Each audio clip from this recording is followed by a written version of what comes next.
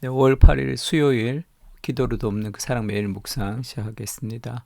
오늘은 시편 38편 세 번째 시간입니다. 마지막 절에 보면 21절, 22절에 보면 여호와여 나를 버리지 마소서, 나를 멀리하지 마소서 이런 표현이 있죠. 그래서 오늘 제목은 나를 버리지 마소서라는 제목입니다.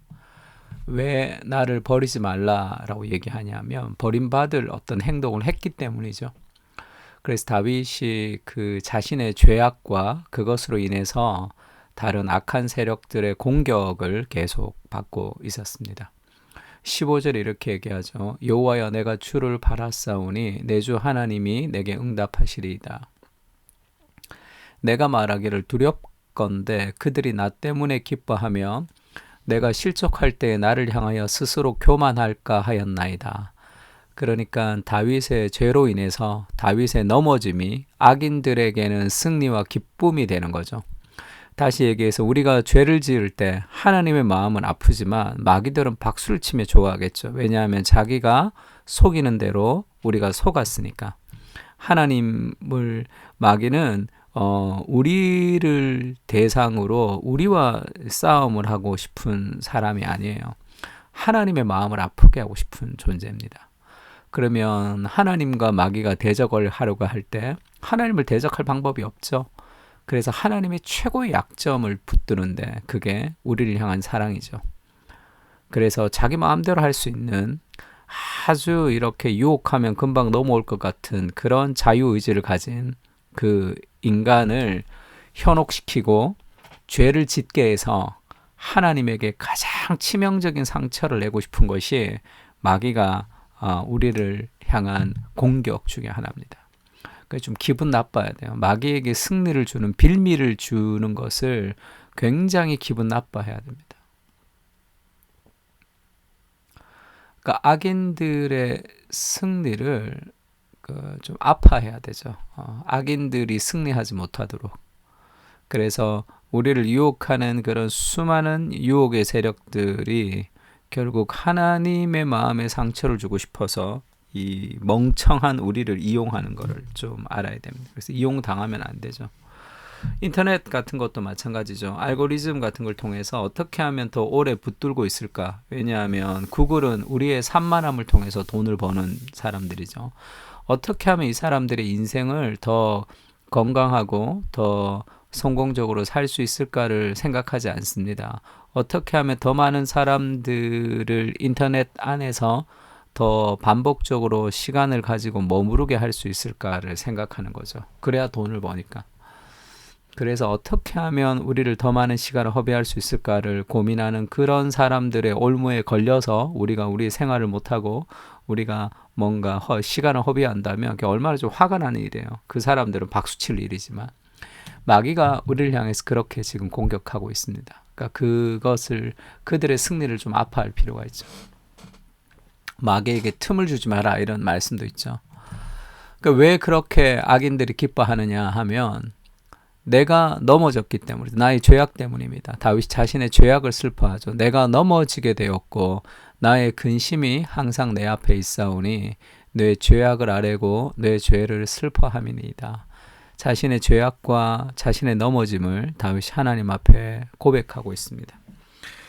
우리의 죄악으로 인해서 내가 잘못한 것으로 인해서 하나님이 욕을 먹거나 그렇게 하나님의 이름이 먹칠을 당할 때도 있죠. 그때 얼마나 좀 마음이 아픕니까? 우리의 죄를 하나님 앞에 솔직하게 고백하고 회개할 필요가 있습니다. 내 죄를 근데 그 죄에 대해서 슬퍼한다는 것은 결국 하나님의 마음을 아프게 했다는 슬픔인 거죠. 그래서 다윗이 기도하면서 19절부터는 내 죄를 회복시켜 달라는 그것을 넘어서 이 용서를 넘어서 완전한 회복까지 그가 나아갑니다. 내 원수가 활발하며 강하고 부당하게 나를 미워하는 자가 많으며 또 악으로 선을 대신하는 자들이 내가 선을 따른다는 것 때문에 나를 대적하나이다. 여호와여 나를 버리지 마소서, 나의 하나님이여 나를 멀리하지 마소서, 속히 나를 도우소서, 주 나의 구원이시여. 이렇게 고백하죠. 다윗은 이 회개를 통해서 단순히 그렇게 자기 죄가 용서되는 데서 그치지 않고 하나님과의 교제를 회복하기를 원하죠. 하나님과의 교제가 완전히 회복되는 내 주 하나님이여, 그렇게 나의 하나님이여, 그렇게 얘기합니다. 하나님이 나를 멀리 할 것 같은 그런 죄악 가운데 내가 있었고, 그것 때문에 이 대적들에게 승리를 안겨주는 그런 상황이지만 우리가 매달릴 수 있는 유일한 것은 하나님의 긍휼 뿐이죠. 그 하나님이 나와 함께 하시면 내가 여기서 다시 일어설 수 있습니다. 그리고 우리가 용서를 넘어서 회복까지 나아갈 수 있습니다. 가장 무너진 내 삶의 현실의 자리를 일어설 수 있는 모든 힘이 주께 있습니다. 그렇게 고백하고 있습니다. 우리가 복음적 회개와 율법적 회개의 차이에 대해서 많이 얘기했는데, 율법적 회개는 내가 저질렀던 죄의 결과에 대해서 슬퍼하는 겁니다.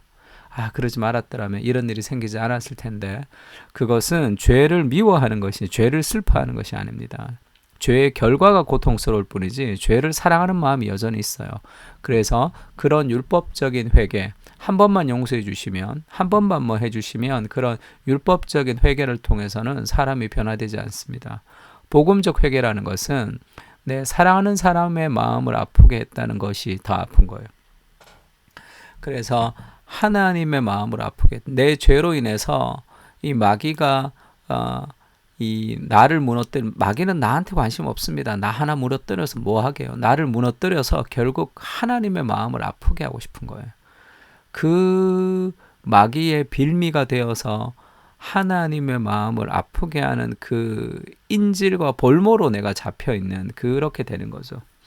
그래서 그 마귀의 유혹에 덥석 물어가지고 그 인질과 볼모로 잡혀서 하나님의 그 마음을 아프게 하는 마귀의 공격력 도구로 우리가 이제 사용됩니다. 그러니까 그것에 대한, 마귀에 대한 그런 분노와 하나님을 슬프게 한 것에 대한 아픔이 결국 죄를 미워하게 되는 거죠. 그래서 결국 우리가 그 하나님의 사랑이 더 커서 내가 원하는 무엇보다 하나님을 사랑하고 하나님의 뜻을 이루고 싶은 그것이 더 클 때 우리가 죄를 이기는 사람이 되는 거죠. 그래서 선을 향한 거룩한 갈망을 가지고 계속 지속적으로 나아갈 때 우리가 승리하게 됩니다. 그냥 평상시에 삶이 있고 그 다음에 죄를 짓지 않는 삶이 있으면 늘 죄를 짓게 돼 있어요.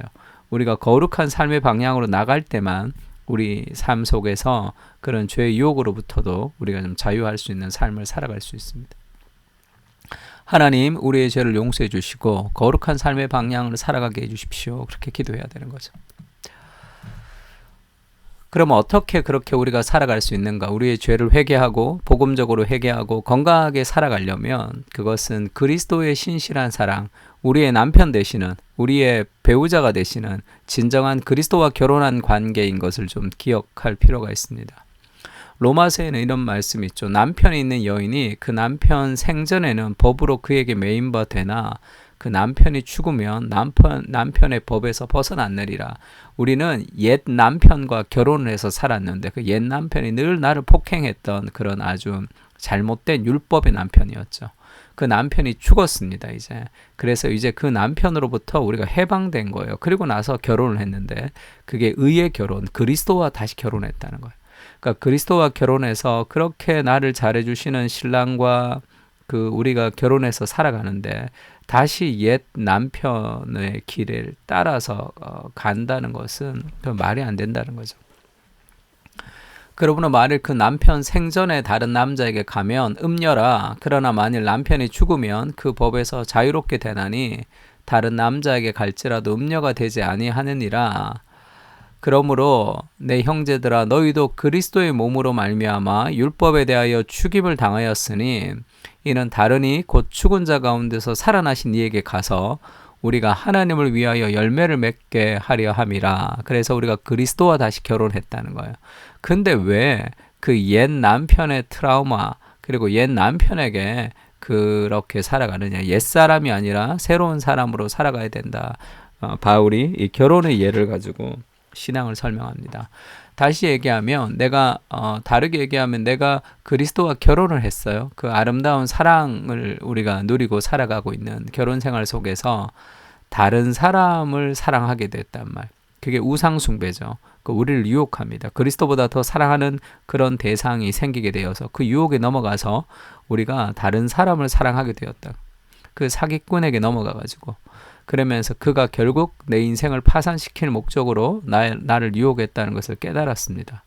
그때 내가 받을 처벌에 대해서 우리가 그것만 생각하는 게 아니라 가장 먼저 드는 생각이 뭐죠? 내 남편에 대한 미안함이죠. 저렇게 끝없이 나를 사랑해 주시는 그 남편을 배신했던 그것이 죄라는 말이에요. 그래서 우리가 죄를 회개하는 것도 그것과 똑같습니다. 어떤 결과보다 그 끝없는 사랑을 사랑해 주신 이 그리스도에 대한 배신인 거죠. 그래서 이 복음적인 회개를 깊이 할 때만 우리는 죄를 미워하게 되로 죄를 이기고 싶은 마음이 생깁니다. 내가 원하는 대로 살고 싶지가 않고 그리스도가 원하는 대로 살고 싶어지는 거죠. 내가 원하는 대로 사는 것은 결국 마귀가 우리를 유혹하는 유혹을 따라 살아가는 그런 일인 경우가 많습니다. 우리의 죄를 고백합니다. 단순히 죄의 결과가 아니라 그리스도의 사랑을 기억하며 죄를 미워하게 하시고 어두운 현실을 깨치고 일어나 거룩한 삶으로 나가게 하여 주시옵소서. 우리는 넘어지지만 아주 넘어지지 않습니다. 그리스도께서 우리를 붙들어 주시기 때문입니다. 그 사랑에 힘입어 더욱 담대히 나아가게 하시고 복음의 은혜를 통해 참된 교제를 회복하며 선한 일에 열심을 내는 주님의 친백성이 되게 하여 주시옵소서. 아멘. 우리 다 같이 기도하겠습니다.